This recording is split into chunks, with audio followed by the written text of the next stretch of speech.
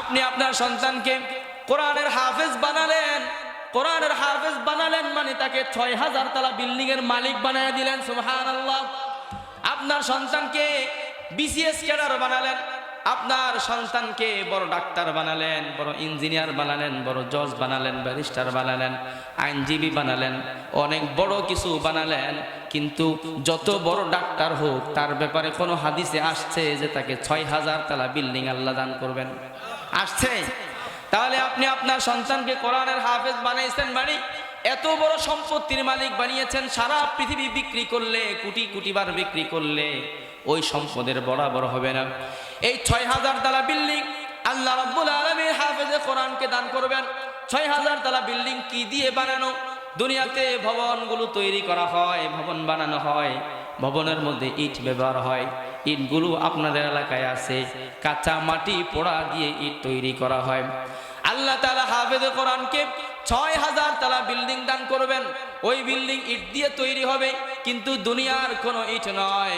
সাহাবায়ে কেরাম জিজ্ঞাসা করলেন, ইয়া রাসূলুল্লাহ, ইয়া হাবিবাল্লাহ, নাব্বিনা আন দুরিল জান্নাহ।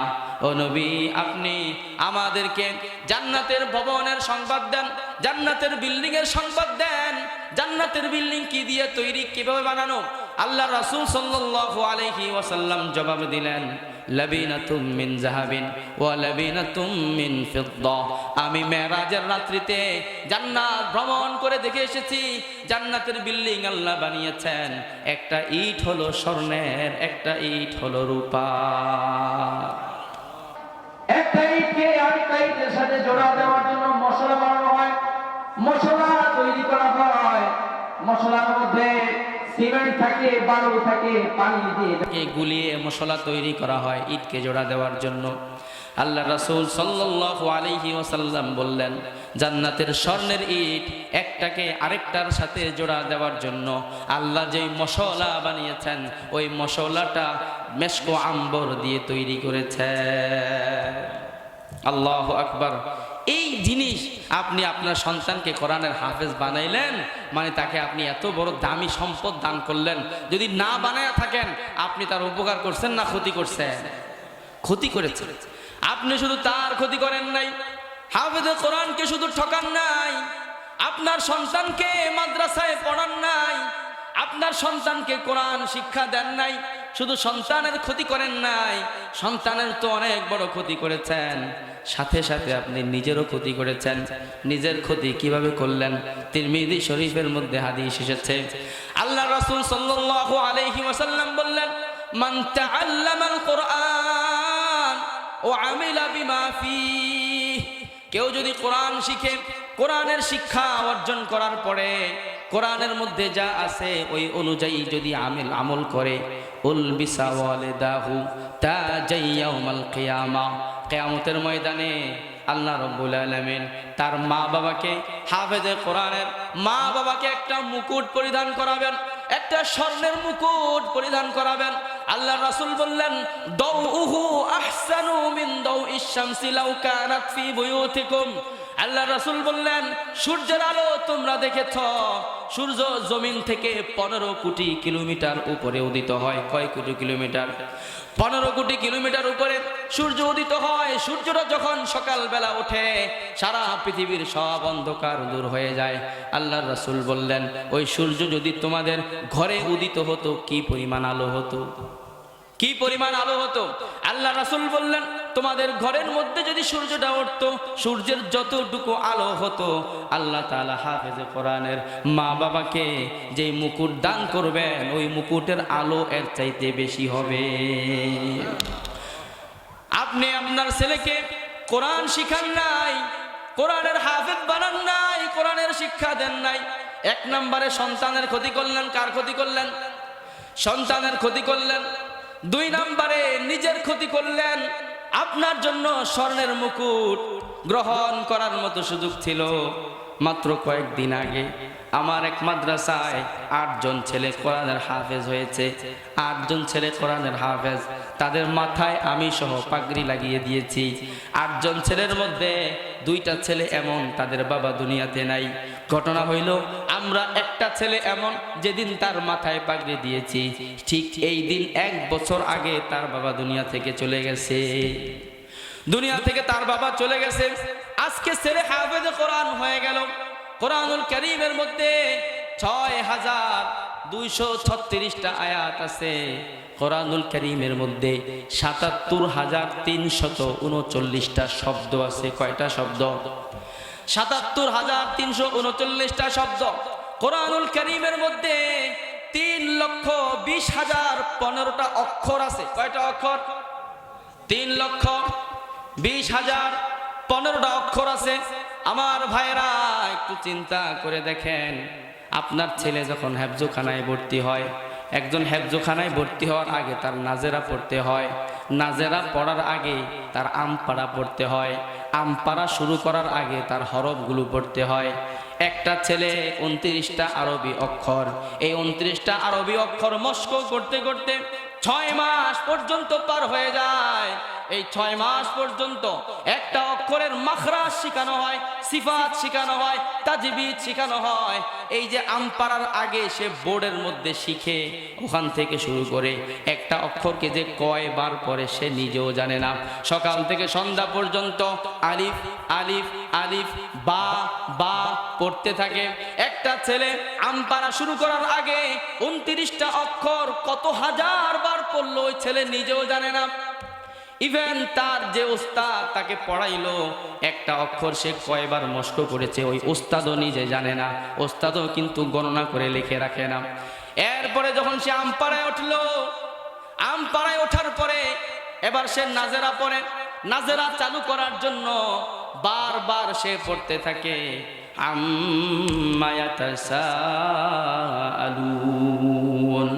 আম্মা ইয়াতাসাআলুন।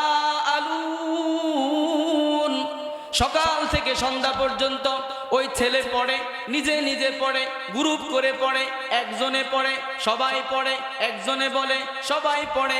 সকাল থেকে সন্ধ্যা পর্যন্ত এই নাজেরার মধ্যে একটা পাড়া পড়ে। কতবার পড়ে সে নিজেও জানে না, যে উস্তাদ পড়ায় ওই উস্তাদও জানে না, ঠিক কি না? এরপরে যখন সে হাফেজ হইতে যায়, হেফজ যখন শুরু করে, হেফজ শুরু করার সময় হেফজ শুরু করে, আমরা কোরআন যারা মুখস্থ করেছি আমরা দেখি, আমরা জানি কোরআন মুখস্থ করার সময় একটা শব্দ বারবার বারবার পড়তে থাকে। কোনো কোনো শব্দ 1000 বারও পড়া হয়ে যায়, কোনোটা 1500 2000 বার পড়া হয়ে যায়। কোরআনুল কারীমের মধ্যে বললাম ৭৭,৩৩৯টা শব্দ আছে, অক্ষর আছে 3,20,015টা। এই 3,20,015টা অক্ষরকে কত শত শত কোটি বার পড়েছে, এটা ওই হাফেজে কোরআন নিজেও জানে না, ঠিক কি না? কিন্তু জানেন কে? হিসাব রাখার সুযোগ নাই। আল্লাহু আকবার। হেফজখানায় সকাল ভোর 4টা থেকে শুরু হয়ে যায়, সারা দুনিয়ার মানুষ ঘুমায়, দেশের সব মানুষ ঘুমায়, কিন্তু হাফেজ সাহেব ওই ছোট্ট ছোট্ট কোরআনের পাখিরা ঘুম থেকে জাগ্রত হয়ে যায়। শীতের কনকনে ঠান্ডা। আমার মাদ্রাসায় 100 জনের উপরে ছাত্র আছে, এখানেও ছাত্র আছে, বিভিন্ন মাদ্রাসায় ছাত্র আছে। সারা বাংলাদেশের সব হেফজখানার রুটিন একরকম, সিস্টেম একরকম। সারা দুনিয়া যখন ঘুমায় ওই সময় আল্লাহ রব্বুল আলামিন বারবার ডাকতে থাকেন জমিনবাসীর দিকে।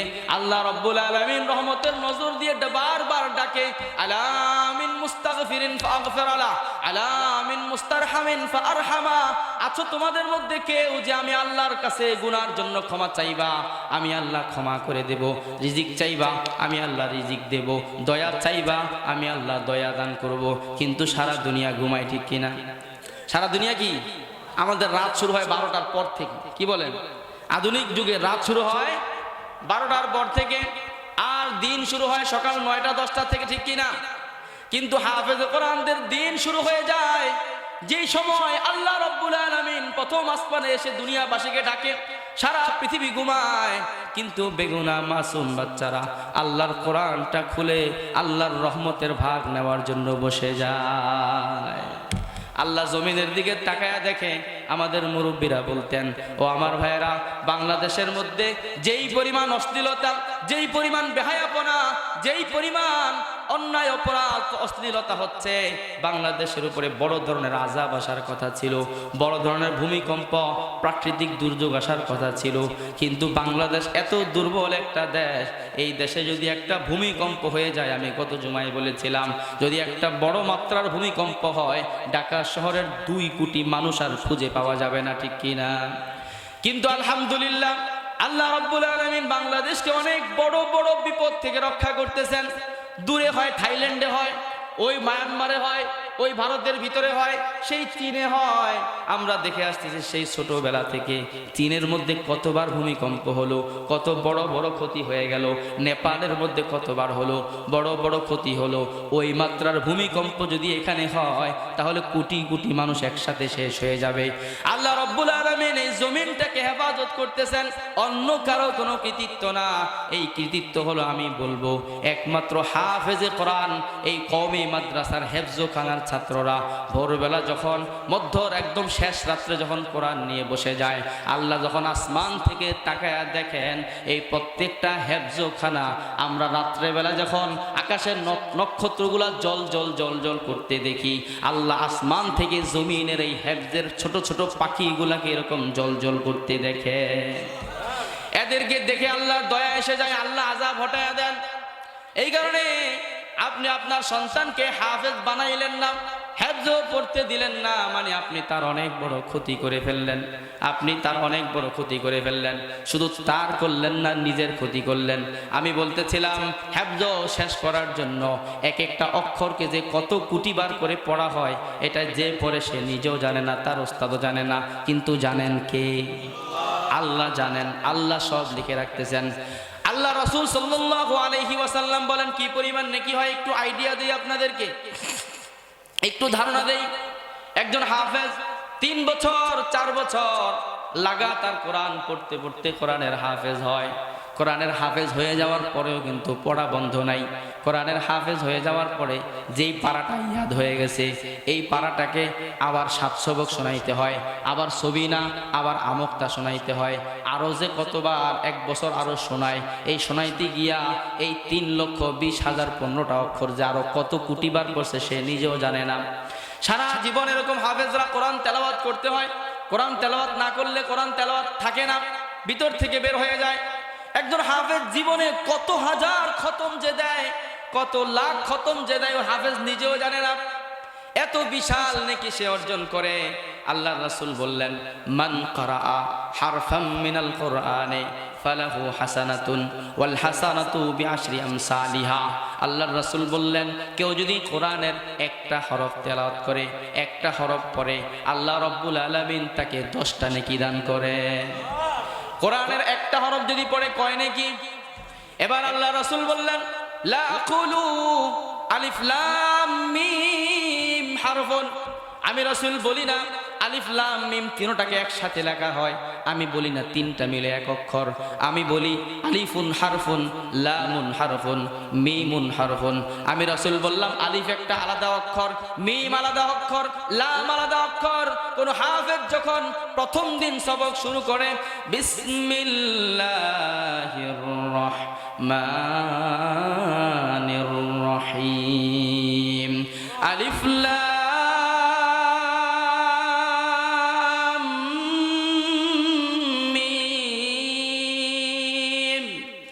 যালিকাল কিতাবু লা রাইবা ফীহি হুদাল লিল মুত্তাকিন।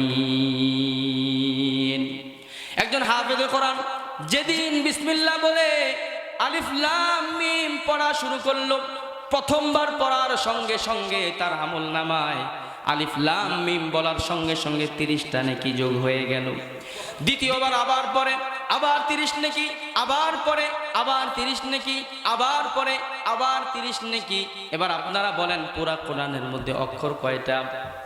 3,20,015টা। কয়টা? 3,20,015টা। একজন হাফেজে কোরআন এই একবার কোরআন খতম করে 3 লক্ষরে আপনি যদি 10 দিয়া পূরণ দেন কত হয়? 30 লক্ষ কত হয়? 30 লক্ষ নাকি? কয় লক্ষ নাকি হয়? 30 লক্ষ। 20,000-এর খুচরা সংখ্যা বাদ দিলাম, 30 লক্ষ। একজন হাফেজে কোরআন হেফজখানার মধ্যে দৈনিক কতটুকু কোরআন তেলাওয়াত করে আপনারা জানেন? আল্লাহু আকবার। হেফজখানার মধ্যে সর্বনিম্ন একটা ছেলে সর্বনিম্ন 10 ঘন্টা পড়ে, 12 ঘন্টা পড়ে, এই দিক সেদিক ফাঁকি ঝুঁকি বাদ দিলে 10 ঘন্টা সর্বনিম্ন পড়ে। একজন হাফেজের এক পারা কোরআন পড়তে সময় লাগে 15 মিনিট। কয় মিনিট? যারা থেমে থেমে পড়ে তাদের সময় লাগে আধা ঘন্টা। আমি বলছেন নি, আমি হিসাব বের করছি নিজে তেলাওয়াত করে। থেমে থেমে আস্তে ধীরে পড়লে কতক্ষণ লাগে? কত সময়? আধা ঘন্টা। একটু স্পিডে পড়লে সময় লাগে 20 মিনিট। আর হাফেজরা যেই গতিতে পড়ে এরকম পড়ে না, কি বলেন? এই স্টাইলে এক পারা পড়তে সময় লাগে 12 থেকে 15 মিনিট। আমি 15 মিনিট ধরলাম। একজন হাফেজে কোরআন 15 মিনিটে যদি এক পারা পড়ে ফেলে, কোরআনের এক পারা পড়ে ফেলে, হয়তো এক পারা সিরিয়ালে পড়ে না, কিন্তু যতবার একটা শব্দ পড়ে এটাকে যদি হিসাব মেলানো হয় এক পারা সমান হয়ে যায়। কি বলেন হুজুর? এক পারা পড়তে তার সময় লাগে 15 মিনিট। তাহলে 1 ঘন্টায় কয় পারা পড়তে পারে? 4 ঘন্টা। 4 পারা কয় পারা? 1 ঘন্টায় এসে 4 পারা পড়ে। একজন হাফেজ কোরআন হেফজখানার মধ্যে দৈনিক সর্বনিম্ন 10 ঘন্টা। কয় ঘন্টা পড়ে? 10 ঘন্টায়। 1 ঘন্টা যদি 4 পারা, 10 ঘন্টায় কয় পারা হইল? 40 পারা। মানে 1 খতম শেষ করার পরে আরো 10 পারা সে পড়ে ফেলে। একজন হাফেজ কোরআন দৈনিক হেফজখানার মধ্যে 1.5টা করে কোরআন খতম দেয়। কয়টা খতম দেয়? 1.5 বার কোরআন খতম দেন। এবার হিসাব করেন, 1 মাসের মধ্যে দিন হলো 30টা, মাসের মধ্যে দিন হলো 30টা। মাসের হিসাব করলে কথা লম্বা হয়ে যাবে। বছরের হিসাব করেন 365, খুচরা বাদ দিয়া 300 ধরেন। দৈনিক যদি আপনার 1.5টা করে খতম দেয়, তাহলে পুরা বছরে যদি আমরা 300 দিন ধরি, তাহলে 300 দিনে কয়টা খতম হয় একজন হাফেজের? 450। কয়টা? 450 না? আরে বুঝেন না আপনারা? 300 দিনে 1 খতম করে 300 খতম। আবার অর্ধেক খতম আছে না 450, লাগলে ওইটা বাদ দেন, 300 খতম ধরেন। কয় খতম ধরেন? 300 খতম 1 বছরে। এবার সে যখন 3 বছর লাগায় কোরআন খতম করলো, কোরআন হেফজ শেষ করলো, 3 বছরের মধ্যে আপনি তার খতম দাঁড়ায় কত? 900 খতম। কত? 900 খতম। এই 900 খতম সে কোরআন আপনার পড়লো। এই 900 খতমরে আবার আপনি 3,20,000 দিয়া পূরণ দেন, তাহলে দেখবেন কত শত কোটি বের হয়। যত বের হবে এটাকে আবার 10 দিয়ে পূরণ দেন, তাহলে 1000 কোটিতে গিয়ে পড়বে। আপনার সন্তান হাফেজ হইল, যেদিন সে হেফজ শেষ করলো সেদিন তার আমল নামায় কয়েক বিলিয়ন কয়েক মিলিয়ন নেকি যুক্ত হয়ে গেল। আর আপনি বাবা যেহেতু তাকে হেফজখানায় ভর্তি করেছেন, আপনার সন্তানের আমল নামার সবগুলো নেকি তার আমল নামায় থাকার সাথে সাথে আপনার আমল নামায়ও যোগ হয়ে যায়। সৌভাগ্যবান ওই বাবা, কত বড় কপালের মালিক ওই বাবা, যেই বাবা দুনিয়া থেকে চলে গেছে, ছেলেকে হেফজখানায় ভর্তি করে গেছে। আজকে ছেলে কোরআনের হাফেজ হয়ে মাথায় পাগড়ি নিয়েছে, বাবা কবরের মধ্যে শুয়ে আছে। ছেলে যে লক্ষ লক্ষ খতম করলো, সবগুলো খতমের নেকি বাবার কবরের মধ্যে যাচ্ছে। কামাই কাহাকে বলে? ইনকাম কাহাকে বলে? আরে মাল্টি লেভেল মার্কেটিং আপনারা বোঝেন। মাল্টি লেভেল মার্কেটিং মানে হলো এমন কিছু হাত তৈরি করে দেব, আমি ঘরে বসে থাকবো, আমার লোকেরা কাজ করবে, ওখান থেকে আমার কমিশন আসতে থাকবে। কি বলেন? আহা, ওটা তো আমরা বুঝছি, দুনিয়াটা বুঝছি, কিন্তু এখানে আরে মাল্টি লেভেল মার্কেটিং এখানে আপনার সব কিছু এত বড় পরিমাণে, এটার কোনো কল্পনা করে যায় না। এখানে আল্লাহ রাসূল সাল্লাল্লাহু আলাইহি ওয়াসাল্লাম বলছেন, ও আমার উম্মত, দুনিয়াতে তোমরা কেউ থাকতে পারবে না, সবাই চলে যাবা। যদি চলে যাওয়ার পরেও নিজের জন্য বিশাল আমলের একটা দরজা খোলা রাখতে চাও, আমি রাসূল 3টা রাস্তা বলে দিলাম। তুমি চলে যাবে দুনিয়া থেকে, চলে যাওয়ার পরে তোমার আমল তো বন্ধ হয়ে যাবে। কোনো মানুষ দুনিয়া থেকে যখন চলে যায়, আমলের সবগুলো দরজা বন্ধ হয়ে যায়। আল্লাহ রাসূল বললেন, তিরমিজি শরীফের মধ্যে হাদিস আসছে, 3907 নম্বর হাদিস। আল্লাহ রাসূল বলছেন, ইদা মাতা ইবনু আদম ইনকাতা আনহু আমালুহু ইল্লা মিন সালাস। আল্লাহর কোনো বান্দা যখন দুনিয়া থেকে বিদায় হয়ে যায়, যখন ইন্তেকাল হয়ে যায়, তার আমলের সবগুলো দরজা বন্ধ হয়ে যায়, ইল্লা মিন সালাস, কয়টা বাদে? 3টা দরজা খোলা থাকে। সময় শেষ করে দেবে। তিনটা দরজা বাদে সবগুলো আমলের দরজা বন্ধ হয়ে যায়। তিনটা দরজা হলো আও মিন সাদাকাতিন জারিয়াতিন আও ইলমিন ইউনতাফাউ বিহি আও ওয়ালাদিন সালিহিন ইয়াদউ লাহু। দুনিয়াতে যদি কোনো সদকায়ে জারিয়া রেখে যায়, সদকায়ে জারিয়া মানে কোনো মাদ্রাসা তৈরি করে গিয়েছে, মাদ্রাসার মধ্যে কোরআন তেলাওয়াত হচ্ছে, এটা একটা সদকায়ে জারিয়া। কোনো মসজিদ নির্মাণ করে গেছে, মসজিদের মধ্যে মুসল্লিরা নামাজ পড়তেছে, এটা একটা সদকায়ে জারিয়া। মানুষ চলাচলের জন্য রাস্তা তৈরি করে গেছে, মানুষ ওখান দিয়ে চলতেছে, উপকৃত হচ্ছে, সদকায়ে জারিয়া। এক নাম্বার হলো সদকায়ে জারিয়া। দুই নাম্বার আও ইলমিন ইউনতাফাউ বিহি, কোনো ইলম দুনিয়াতে রেখে গেছে, ওই ইলম দ্বারা মানুষ উপকৃত হচ্ছে। দুনিয়াতে কোনো কিতাব লিখেছে, ওই কিতাব পড়ে পড়ে মানুষ হেদায়েত পাইতেছে, মানুষ হেদায়েত পায়, আমল করে, যে কিতাব লিখেছে তার আমল নামায় যুক্ত হইতে থাকে। আল্লাহু আকবার। কথা একটা মনে এসছে, বলে ফেলি। মুফতি জাকারিয়া কান্দলবি রহমতুল্লাহি আলাই ফাজাইলে আমল একটা কিতাব লিখে গেছেন। সারা পৃথিবীতে যত ভাষা আছে, স্বীকৃত ভাষা, সব ভাষায় ফাজাইলে আমলকে অনুবাদ করা হয়েছে। দুনিয়ার কোটি কোটি মুসলমান ফাজাইলে আমল পড়ে, পড়ার পরে আমলের অনুপ্রেরণা তৈরি হয়, আগ্রহ তৈরি হয়, আমল করে। ফাজাইলে আমল পড়ে পৃথিবীর যত মানুষ যত নেকি করতেছে, সবগুলো নেকির একটা উল্লেখযোগ্য অংশ মুফতি জাকারিয়া রহমতুল্লাহি আলাইহির আমল নামায় যুক্ত হচ্ছে। ইনকামটা কত বড়! দুই নাম্বার হলো যদি কোনো এমন ইলম রেখে যায় যে ইলম দ্বারা মানুষ উপকৃত হয়, তাহলে এই ইলমের কারণে তার আমল নামায় নেকি যোগ হইতে থাকে। তিন নাম্বার হলো, ও আমার ভাইরা, হয়তো অনেকের সামর্থ্য থাকবে না, সদকায়ে জারিয়া রেখে যেতে পারবো না, হয়তো অনেকের সেই যোগ্যতা নাই, আমি কিতাব লিখে যেতে পারবো না, আমি কিতাব পড়ায়া যেতে পারবো না, এই যোগ্যতা আমাদের সবার নাই। এই কারণে আল্লাহর রাসূল আমাদের মতো সাধারণ মানুষের জন্য বললেন, তিন নাম্বার দরজাটা হলো আওয়ালাদিন সালিহিন ইয়াদউ লাহু। এমন কোন নেক সন্তান যদি দুনিয়াতে নেক সন্তান যদি রেখে যায়, নেক সন্তান নেক হয়, সন্তান নেককার হয়। কোরআন শিক্ষা দ্বারা না ইংলিশ শিক্ষা দ্বারা? কি শিক্ষা দ্বারা? কোরআনের শিক্ষা দ্বারা।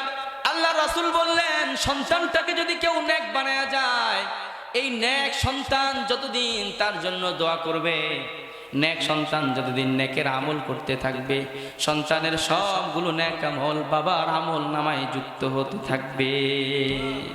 সন্তানকে নেক বানানোর রাস্তা কি ভাই? তাকে কোরআন শেখানো। কি শেখানো?